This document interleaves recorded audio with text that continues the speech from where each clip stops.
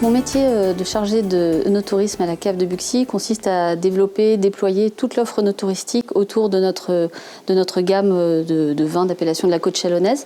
Donc nous avons des animations historiques comme nos portes ouvertes ou des rendez-vous annuels récurrents et habituels.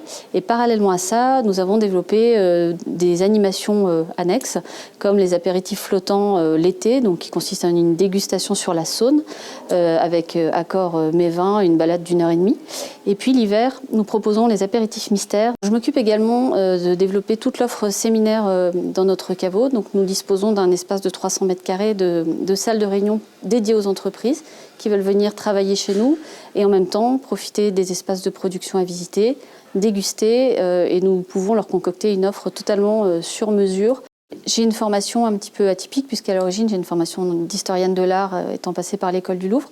J'ai été attachée de presse pendant quelques années en région parisienne, puis la vie m'a amenée en Bourgogne où j'ai pu pendant une douzaine d'années travailler au service de la région à l'aménagement du territoire, particulièrement aménagement touristique.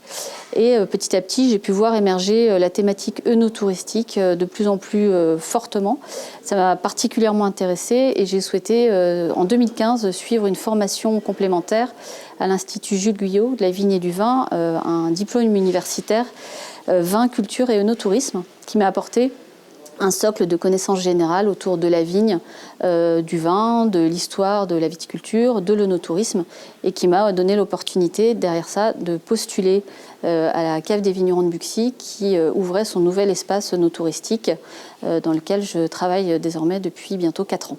Chargé d'œnotourisme, c'est avant tout un métier de la communication, donc il faut plutôt avoir une bonne plume, aimer écrire, il faut avoir de l'imagination pour créer toute l'offre œnotouristique qui va graviter autour de votre produit. Être doté aussi d'une grande flexibilité puisque vous allez être confronté à différentes typologies de clientèle, donc vous devez pouvoir vous adapter de manière assez rapide à toutes les situations. Parallèlement à ça, et c'est essentiel, évidemment, il faut aimer le vin, aimer l'histoire du vin, aimer le savoir-faire, aimer ce métier, ne pas hésiter à déguster régulièrement pour pouvoir faire ses gammes, savoir parler de ce que l'on promeut, bien sûr, et puis vraiment un sens de la convivialité. On a tendance à dire que nous sommes des producteurs de chaleur humaine et c'est vraiment essentiel dans ce métier de œnotourisme d'aimer recevoir les gens comme vous les accueilleriez chez vous.